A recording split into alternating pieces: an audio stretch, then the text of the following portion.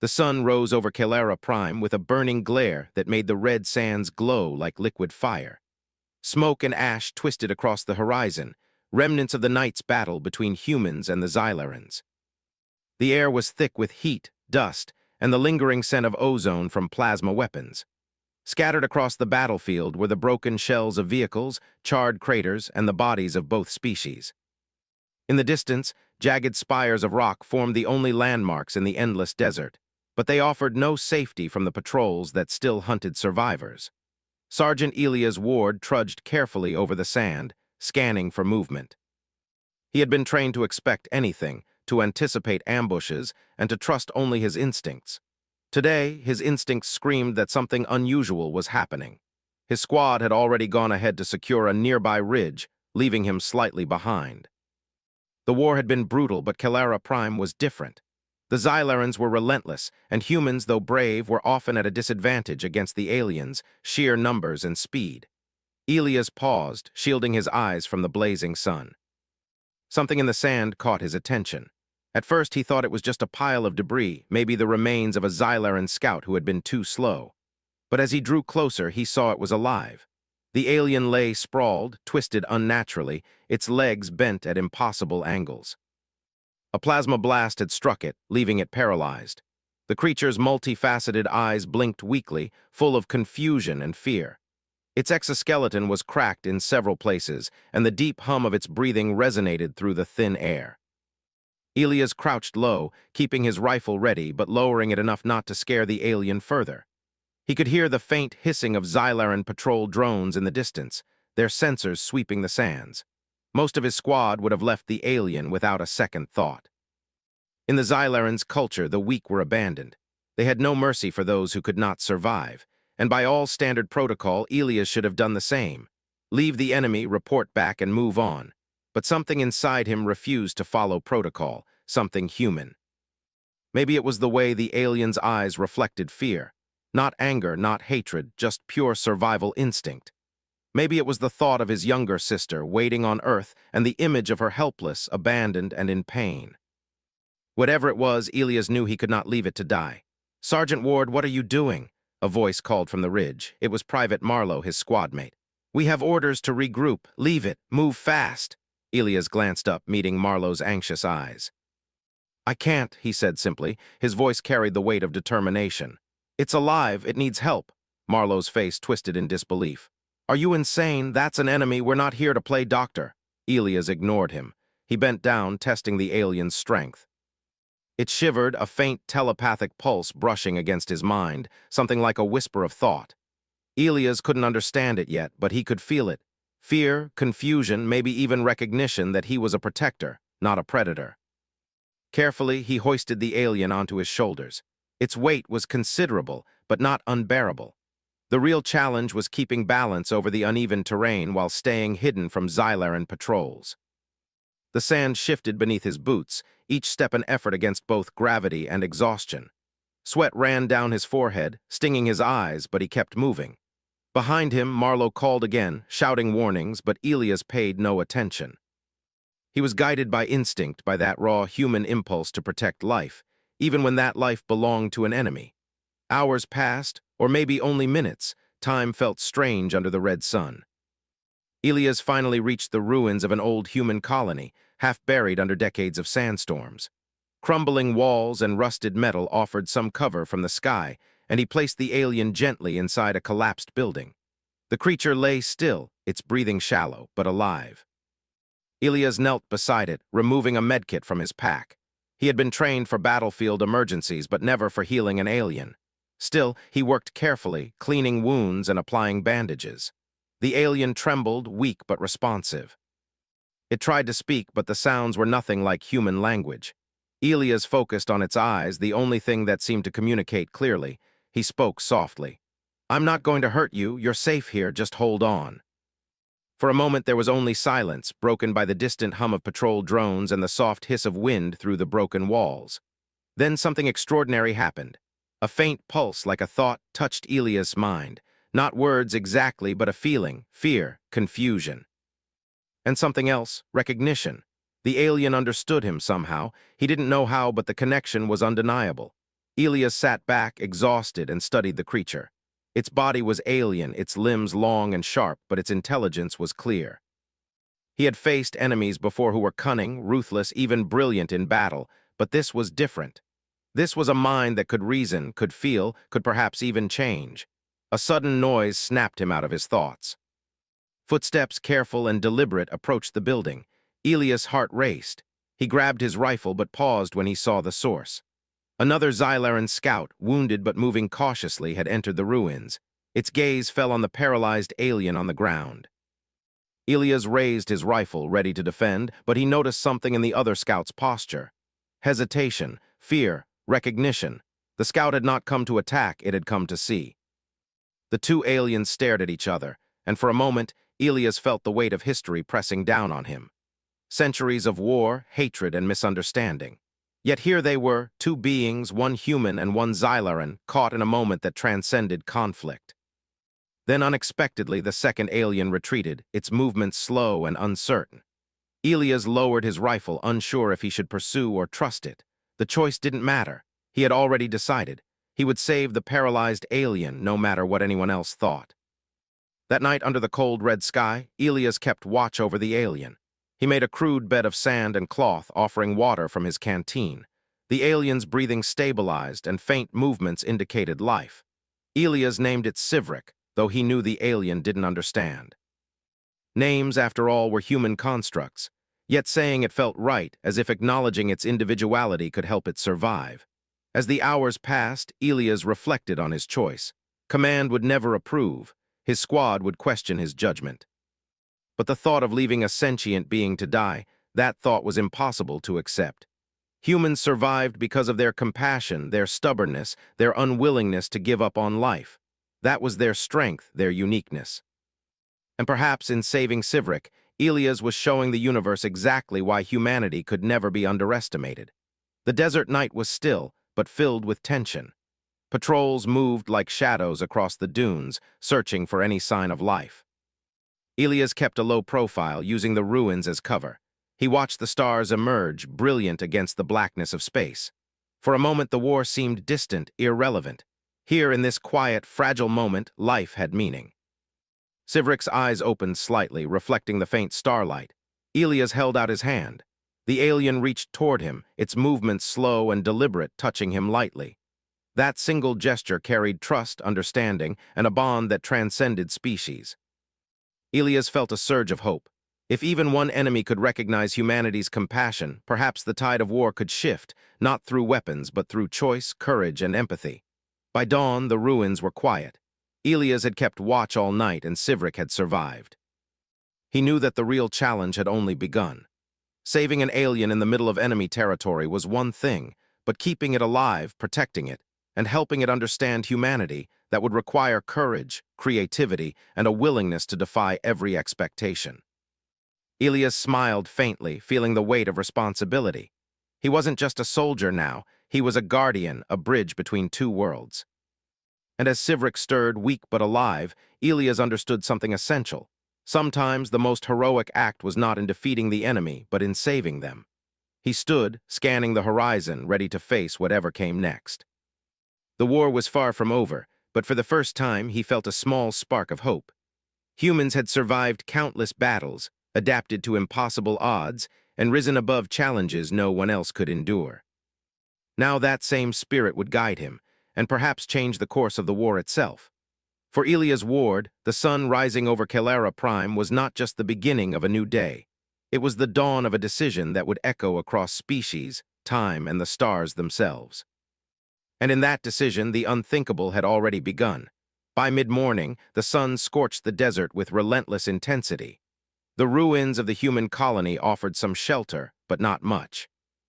Elias sat beside Sivrik, carefully watching over the alien as it struggled to regain strength. The Xylaran's limbs twitched in small, painful movements. Its breathing was slow but steady, and faint hissing noises escaped its mouth, almost like groans of effort. Every small improvement brought a sense of cautious relief to Elias, though the desert outside reminded him that danger was never far. Elias had scavenged what he could from the ruins. A few water rations, a medkit, and scraps of metal that could serve as splints for Sivrik's broken exoskeleton. He worked methodically, adjusting the alien's posture to relieve strain, applying antiseptic to wounds, and monitoring its pulse. Despite the language barrier, a connection was forming. Sivrik's eyes followed every movement, sometimes blinking in recognition when Elias spoke softly to it. "You're going to make it," Elias said. "I won't let anything happen to you, not while I'm here." The alien's gaze lingered on him, unblinking, almost as if it understood. Elias couldn't tell if it was comprehension or something deeper, like trust. Either way, it gave him hope. Hours passed. The desert's heat was relentless, forcing Elias to move between shade and sun to keep both himself and Sivrik as safe as possible. He rationed water carefully, sharing small sips with the alien when it seemed to want it. Sivrik's body was fragile, but it responded to touch and movement. Small twitches became stronger flexes, groans became hisses of effort, and Elias could see that the alien's mind was active, even if its body was weak. Finally, after what felt like endless work, Sivrik managed to move its clawed hand toward Elias. The gesture was slow and uncertain, but it carried meaning.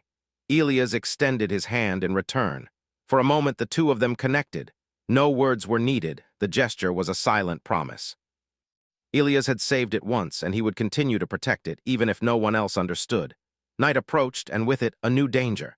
The desert became colder, the air sharp and biting. Patrols moved quietly among the dunes, scanning for any signs of life. Elias built a makeshift barricade from debris and sand, careful to conceal Sivrik from view.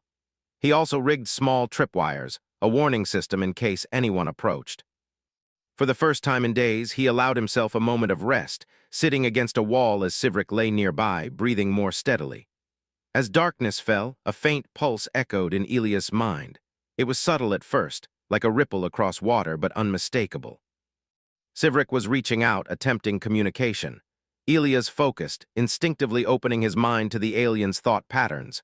What he felt was strange, almost overwhelming. Sivrik was frightened, yes, but it was also curious, trying to understand him.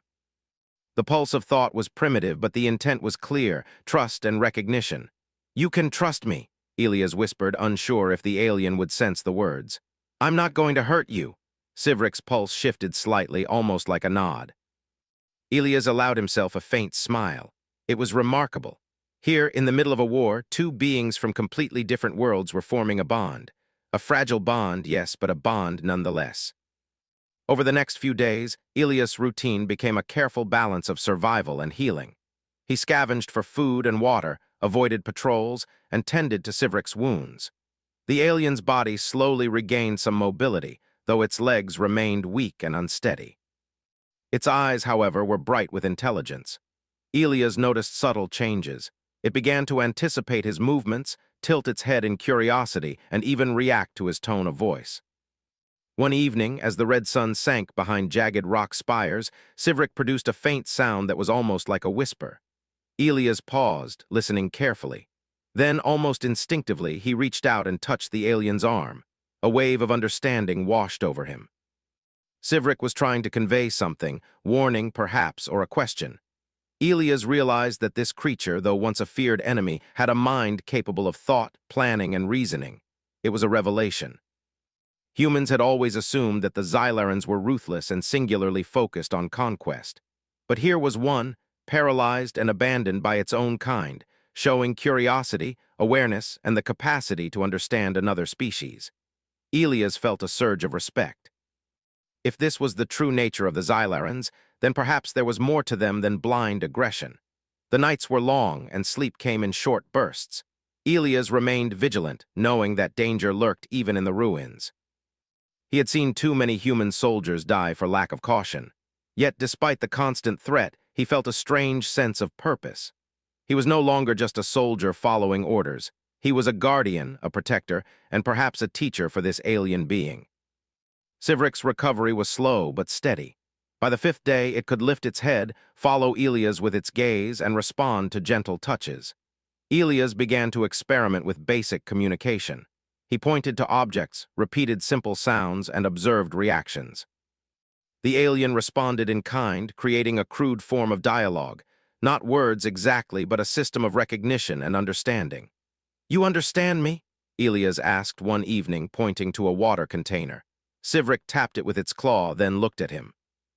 Elias laughed softly. Good, that's a start. The breakthrough gave Elias hope. If he could teach Sivrik to understand humans, to convey information, perhaps they could survive together in a world dominated by war. But survival would require more than understanding. It would require strategy, planning, and courage beyond anything Elias had faced before. He spent the next few days exploring the ruins for supplies. Broken vehicles, rusted equipment, and abandoned weaponry provided some tools, but nothing luxurious. Elias rigged traps around the perimeter, reinforced weak walls, and kept a constant watch. Sivrik, though weak, began observing his methods. It watched, learned, and occasionally imitated. There was intelligence in those movements, a spark of problem-solving that made Elias realize that he was not alone in this fight for survival. Then, one night, they were discovered. A small Xylaran patrol stumbled upon the ruins, drawn by movement and sound. Elias froze, heart pounding. He could fight, but the odds were against him. Sivrik, sensing the danger, moved subtly, pressing against him as if to warn him. Elias' mind raced. The patrol would not leave until they confirmed the alien's presence. He had only seconds to decide. Fight and risk death, or trust Sivrik and attempt something unthinkable. He glanced at the alien, now fully aware and responsive. There was a connection between them, a silent understanding that transcended species. Elias made a choice. Instead of fighting, he spoke calmly. Follow my lead, stay close. The patrol entered the ruins cautiously. Elias ducked behind a broken wall, drawing their attention with a feint. Sivrik moved beside him, mimicking his actions, its body low and cautious. The aliens hesitated, confused by the human's behavior. Elias took advantage of their uncertainty, leading them in a careful retreat through a narrow gap in the debris. The patrol followed, slow and deliberate, giving Elias and Sivrik just enough distance to slip away into the sand. By dawn, they were safe, hidden in a small canyon far from the ruins. Elias collapsed against a rock, exhausted, sweat mixing with the grit of the desert. Sivrik lay beside him, breathing steadily, its eyes reflecting trust and gratitude. Elias allowed himself a rare moment of reflection. In saving Sivrik, he had risked everything, his life, his mission, and the trust of his squad. But the choice had been clear.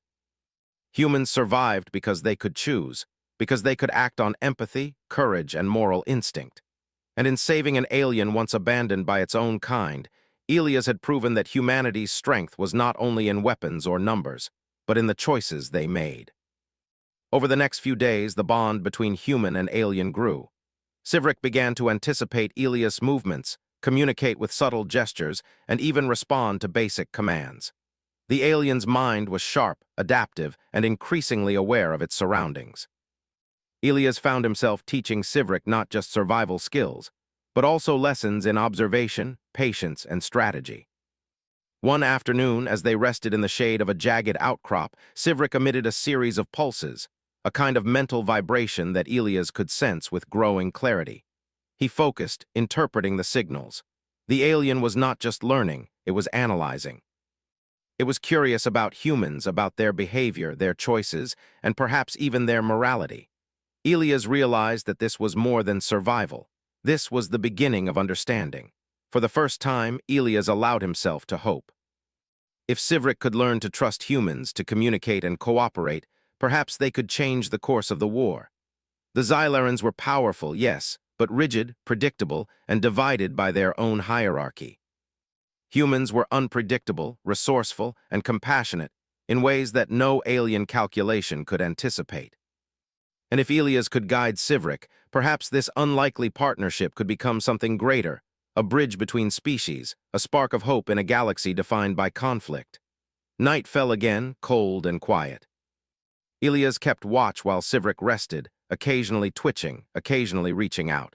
The bond between them was unspoken, built on shared survival, trust, and mutual respect.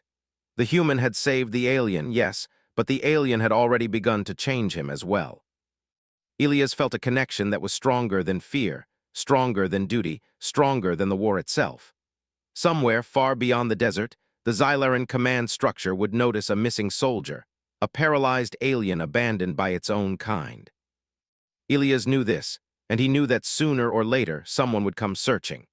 But for now, in the ruins of a forgotten colony, against the odds, and in defiance of protocol, a human and a once paralyzed alien had found a fragile sanctuary.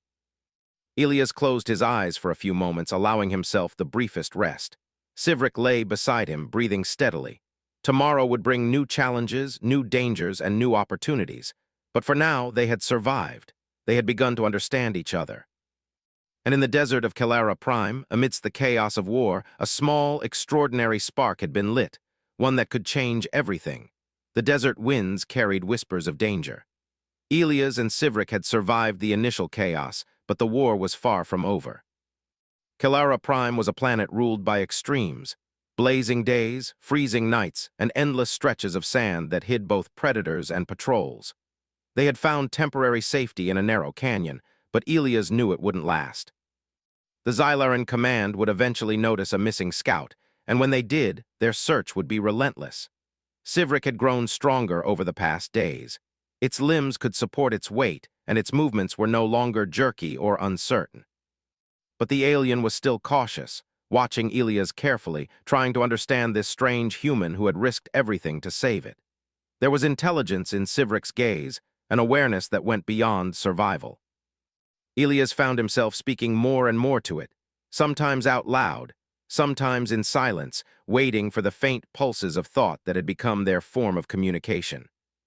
"You need to understand something," Elias said one evening as the sun dipped below the horizon, painting the sky in blood-red streaks. "Out there, it's not just the desert. They'll come looking for you. They'll come looking for me. And if they find us together," his voice trailed off. Sivrik's eyes shifted, acknowledging the threat. Its body language was tense but calm, and the faint hum of its mental pulse suggested comprehension. Elias reached out, placing a hand on the alien's exoskeleton. "We're going to have to be smart. We can't just hide. We have to think ahead. Survival isn't enough anymore. We have to plan." Over the next few days, Elias worked on strategy while scavenging for supplies. The ruins they had sheltered in offered little more than temporary relief, so they began moving at night, traveling under the cover of darkness when patrols were less active. Elias taught Sivrik how to detect sensors, avoid drones, and use the terrain to their advantage. Sivrik, in turn, showed unexpected insight. It would pause, studying patterns of movement, predicting patrol paths, and signaling Elias when danger approached. "You're learning fast," Elias said one night as they crouched behind a ridge, watching a patrol sweep the dunes. Sivrik's claws tapped lightly against the sand, a subtle acknowledgement. Elias smiled faintly. Not bad for a paralyzed alien. But survival was no longer their only concern. Elias had begun to see the potential in Sivrik. The alien was intelligent, resourceful, and capable of reasoning in ways many humans underestimated. It could be more than a survivor. It could be an ally. And if he could somehow communicate this, perhaps they could shift the tide of the war, not through brute force, but through cunning and cooperation. The first opportunity came sooner than Elias expected. While scouting a narrow canyon near the ruins, they discovered a small Xylaran outpost. It was lightly defended, but heavily monitored with sensors and patrols. Elias studied the structure through binoculars, noting the position of drones, the schedule of patrols, and the weak points in the perimeter. "This could work," Elias murmured, kneeling beside Sivrik. "If we can get inside, we could sabotage their supply lines. Not destroy everything, just enough to slow them down. Give our side a chance." Sivrik's mental pulse was sharp and clear. It understood. More than that, it seemed excited, as if the idea of participating in something bigger than survival sparked something primal in its mind. Elias grinned. "Good, we'll do it together." Planning took days. Every movement, every step was calculated. Elias fashioned improvised camouflage from sand and debris, rigged traps to distract patrols, and taught Sivrik the basics of stealth tactics. The alien observed carefully, learning quickly. Its natural abilities, speed, agility, and heightened perception made it an exceptional partner. Elias realized that together they were stronger than the sum of their parts. Finally, the night came. Under the black canopy of a starless sky, Elias and Sivrik approached the Xylaran outpost. The air was tense, charged with the anticipation of danger. Patrols moved like shadows, drones hummed overhead, and distant war machines roared in the desert. Elias' pulse raced, but he forced himself to remain calm. Panic was dangerous. Control was survival. They slipped through the dunes, staying low and moving silently. Sivrik followed Elias' lead, mimicking his posture and movements. The alien's natural stealth was remarkable. Even trained humans would have struggled to remain unseen in such conditions. Elias felt a surge of admiration and trust. Here was an enemy he had saved, now fighting beside him, not for loyalty, but for survival and understanding. The outpost's perimeter was guarded by a series of sensors. Elias signaled Sivrik to pause. The alien tilted its head, observing the technology.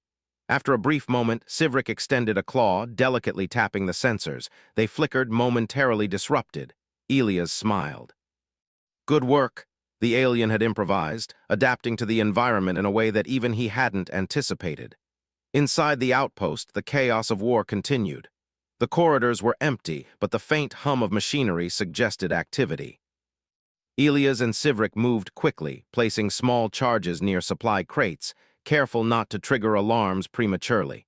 Every step was precise, every movement calculated. They were predators in the shadows, yet their prey did not suspect their presence. As they worked, Elias observed Sivrik closely. The alien's mind was sharp, analytical, and increasingly aware of human tactics. It studied patterns, recognized traps, and even began anticipating human gestures. Elias realized that this partnership was more than survival, it was evolution. Two species, once enemies, learning from each other, adapting to each other's strengths and weaknesses. Suddenly, a noise echoed through the corridor, a faint hiss, almost imperceptible. Elias froze, signaling Sivrik to stay low. A Xylaran patrol rounded the corner, scanning the area. Elias held his breath. The patrol moved past them, oblivious to their presence. Sivrik's body remained still, its breathing controlled, its mind alert. Elias exhaled quietly. "You're amazing," he whispered. They continued, reaching the main supply chamber. The crates contained weapons, food, and energy cells, critical resources for the Xylaran war effort. Elias carefully rigged the charges, timing them to detonate after they were safely away. Sivrik watched, learning. The alien's mental pulse was intense, focused on the task. Elias realized that in saving it, he had not only preserved a life but had gained a remarkable strategist, a partner capable of thinking beyond instinct. The retreat was tense. Patrols had begun to notice irregularities, and drones buzzed closer, scanning the corridors.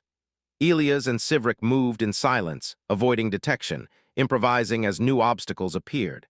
Every shadow, every sound became a threat. Yet the bond between them grew stronger, unspoken but undeniable. They were no longer just soldier and alien. They were collaborators, united by survival and the shared goal of change. As they emerged into the desert, the first hints of dawn colored the horizon. Elias and Sivrik paused, catching their breath, watching the charges detonate in the distance. Crates toppled, fires ignited, and the outpost was thrown into chaos. It was not a devastating blow, but it was enough to disrupt Xylaran operations. For the first time, Elias felt that their actions could have a real impact on the war. Sivrik turned to him, its eyes reflecting understanding and something else, anticipation, perhaps, or pride. Elias placed a hand on its arm. "We did it," he said softly.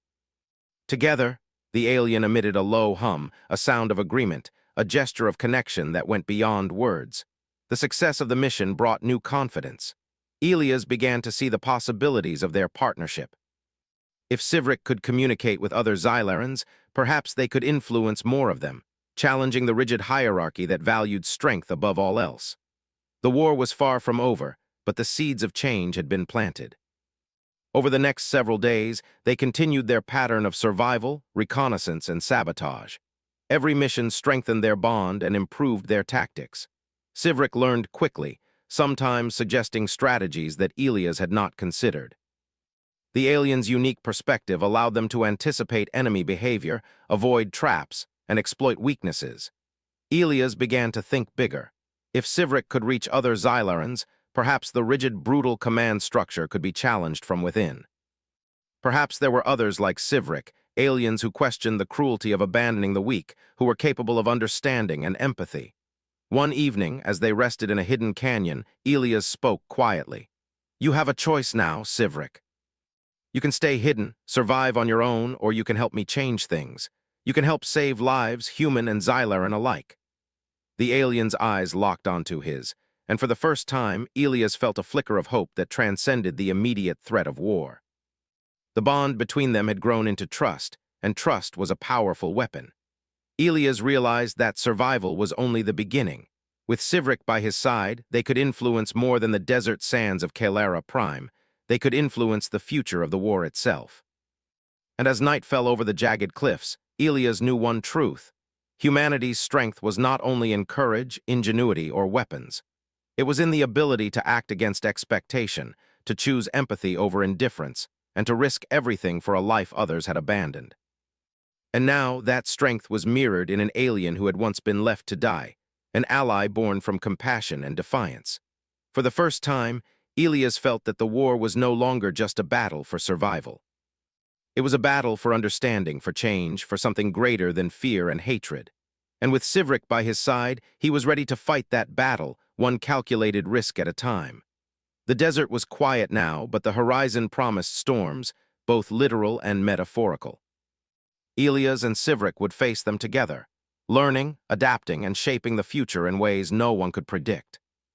The unthinkable had become their reality, and the war would never be the same. The dawn on Kalara Prime was pale and cold, a sharp contrast to the blazing sun of previous days.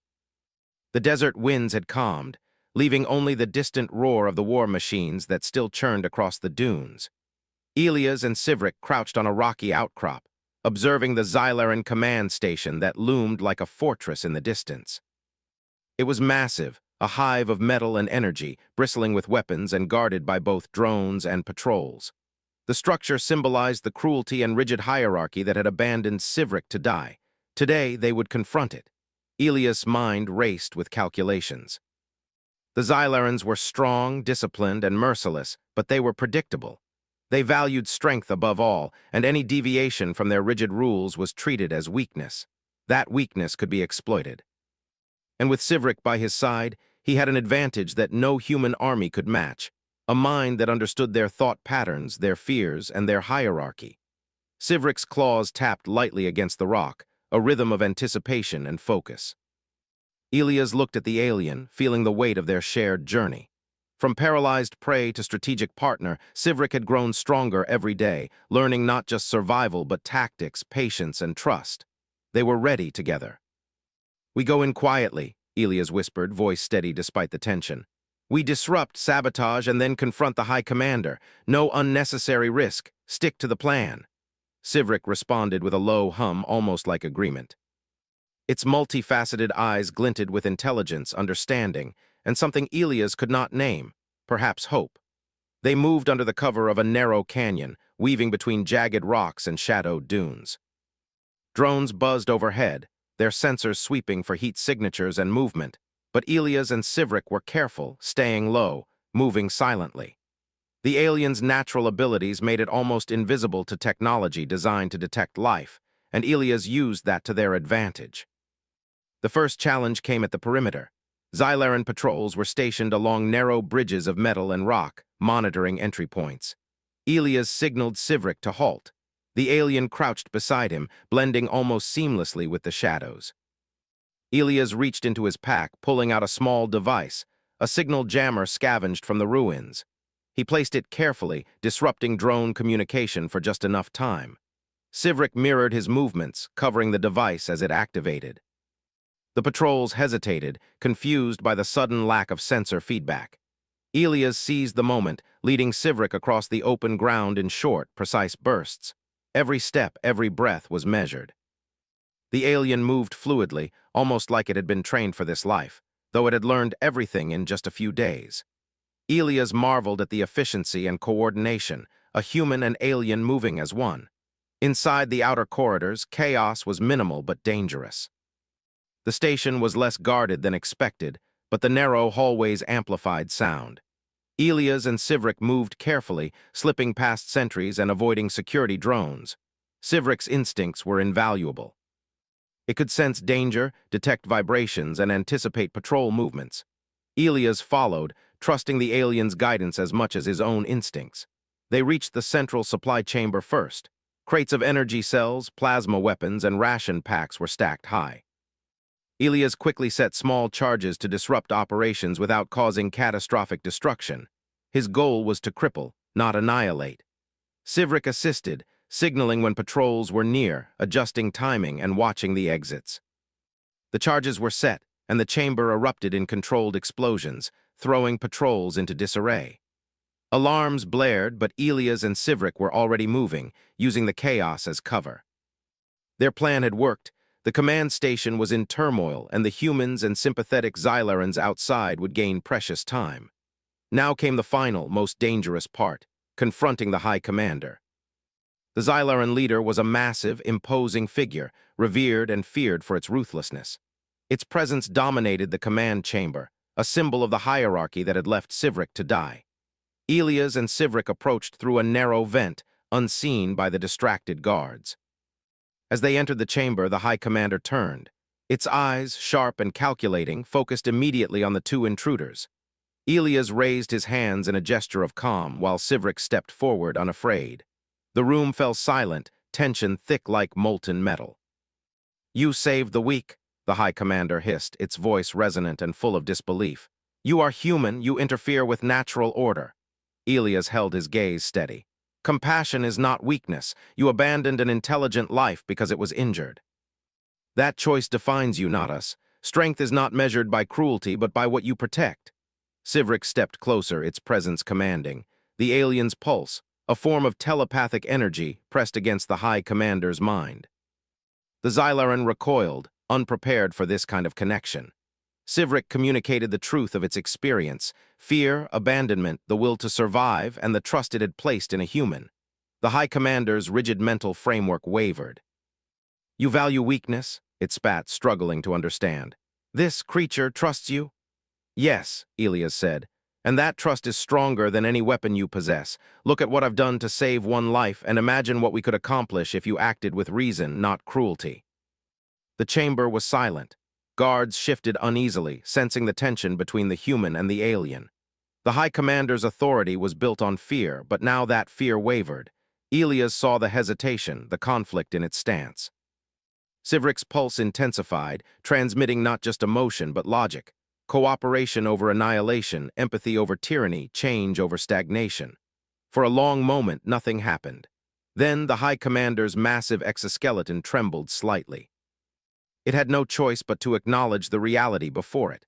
One alien once abandoned had survived.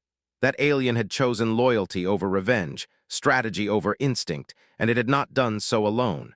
The humans had shown strength that could not be measured by force alone. Outside, Xylaran factions began to shift. Small groups had been quietly observing the disruption caused by Elias and Sivrik. The success of the mission, combined with the demonstration of compassion and strategy, inspired doubt. If one alien could survive against all odds, and if humans could act with such determination, perhaps the old hierarchy was flawed. The High Commander, recognizing the threat to its authority, stepped back. "You have changed something," it admitted grudgingly. "Perhaps the strong are not only those who dominate, but those who protect." Elias nodded. "Yes, strength is measured by what you do when no one is watching, by what you risk for others, not just yourself. That is human strength, and it can be shared." Sivrik emitted a low hum, a sound of acknowledgement. Its eyes met Elias' and for a moment, human and alien shared the understanding that had brought them this far. They had survived, adapted, and challenged the very foundation of an entire species, hierarchy. The mission ended without further bloodshed. Guards, unsure of how to respond, allowed Elias and Sivrik to leave the command chamber. Outside, the Xylaran factions shifted visibly, questioning the rigid rules that had governed their lives. Elias realized that they had done more than sabotage a base. They had sparked the possibility of change. As they retreated to the desert, Elias glanced at Sivrik. "We did it," he said quietly. "Not by force, but by proving there's another way. There's always another way." The alien's response was subtle, a movement of its clawed hand, a hum that Elias interpreted as agreement. They had survived the unthinkable together, and in doing so had demonstrated that humanity's true power lay not in weapons or numbers, but in choices, courage, and empathy.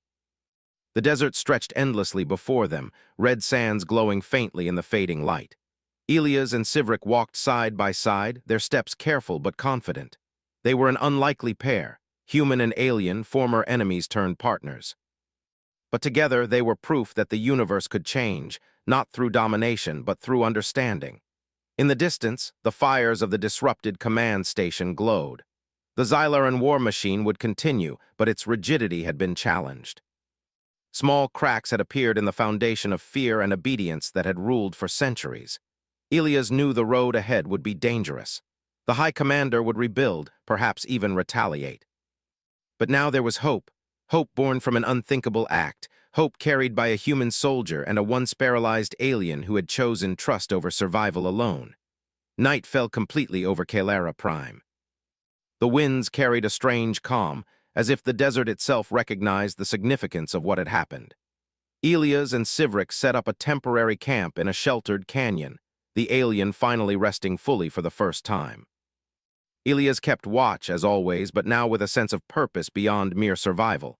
They had done something extraordinary. Sivrik stirred, lifting its head to look at Elias. The human smiled faintly. "We'll keep going," he said. "One step at a time, one choice at a time." Together, the alien emitted a soft hum, a sound that resonated with the desert night. Elias understood. Trust, courage, and compassion had carried them through impossible odds. It had not been weapons, strategy, or numbers alone. It had been humanity. And now, the war on Kalara Prime would never be the same.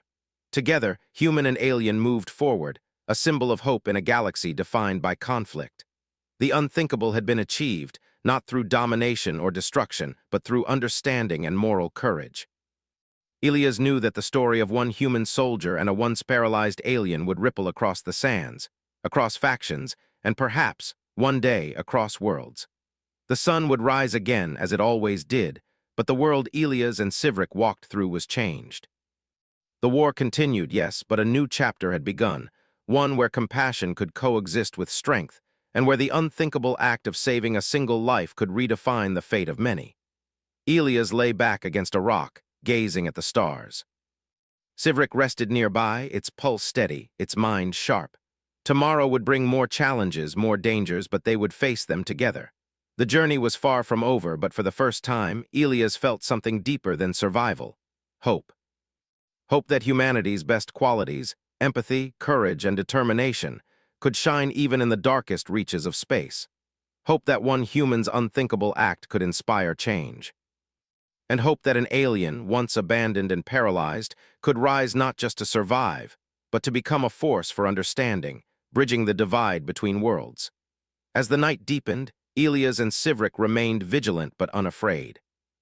They had faced the unthinkable, defied expectations, and shown that the true measure of strength lay not in domination, but in the choices one makes in the face of cruelty and fear. Humanity had survived again, not because of weapons or technology, but because of its spirit. And with that spirit, anything was possible,